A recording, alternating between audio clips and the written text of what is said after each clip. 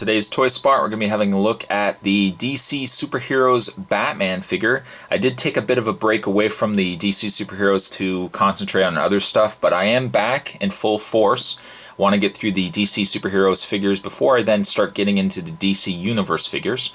And again, on today's spot, we're going to be having a look at the Batman.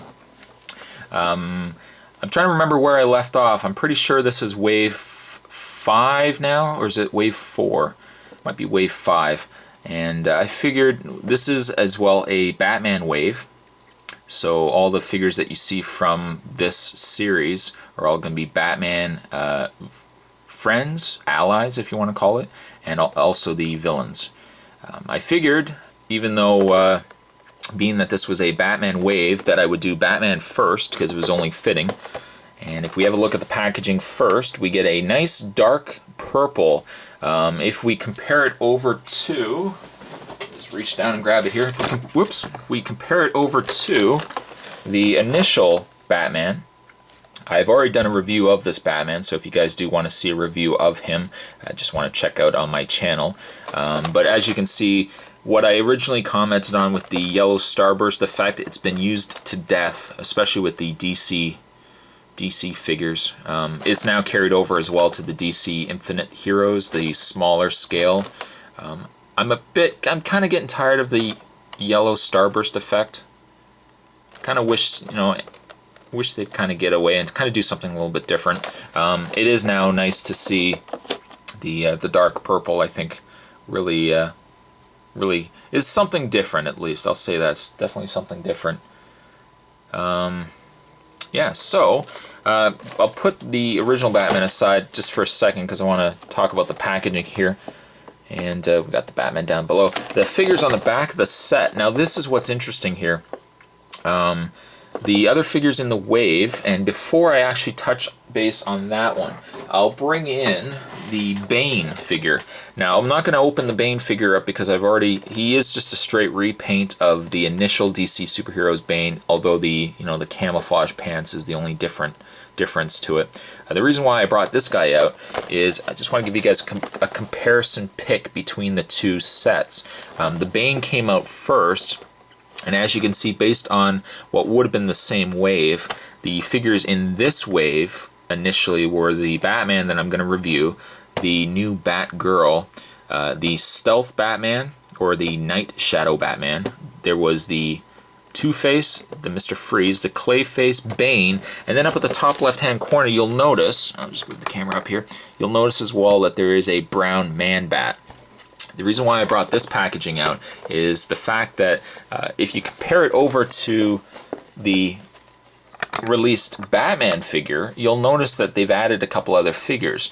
The Joker has been added, and if you compare it over to here as well, they've added the Catwoman.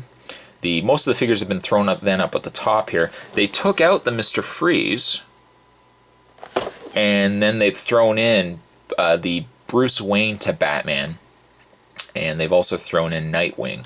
So they've actually added about 3 characters from what the initial packaging on the Bane shows. The interesting thing though is that the Man-Bat never did see light of day. There was a white variant released San Diego Comic-Con, I think 2008 exclusive. JRA Nightmare just did a review of him. But there was a white variant Man-Bat that was released. We never did see a brown Man-Bat. It was never released to stores, and from what I see in the San Diego Comic-Con this year, it looks as though the brown Man-Bat is finally going to see light of day. Definitely want to get the brown Man-Bat. I did eventually pick up the white, but I definitely want to get the brown again. So I mean, I'm really looking forward to finally getting that figure. But there you have the other figures in the wave. Now the only figure I didn't actually pick up was the Nightwing. I had the Nightwing and I ended up selling him. I ended up selling the actually no, I didn't get the Batman, but I did sell the Nightwing only because the DC Universe Nightwing was a lot nicer.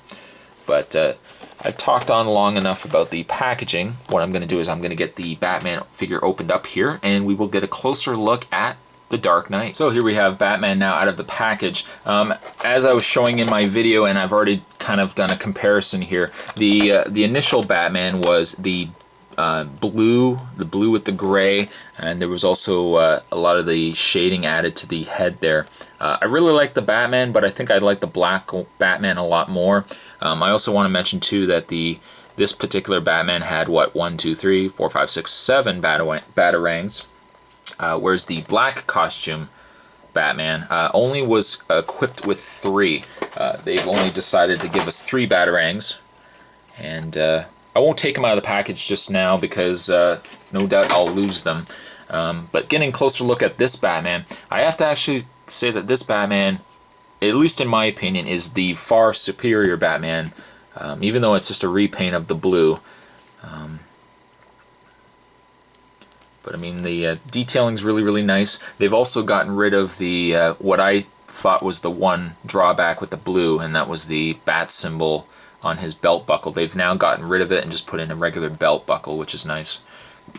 Detailing on the face, same sculpt as the blue Batman, although I think, again, the black definitely makes the figure look a lot nicer. And they've given him, he's still got the short ears. They haven't given him longer ears or anything like that. In the way of his articulation, he has articulation in the head. There's a free range of movement. He's got a ball joint in his shoulder. He's got swivel in his arm. His arm does rotate.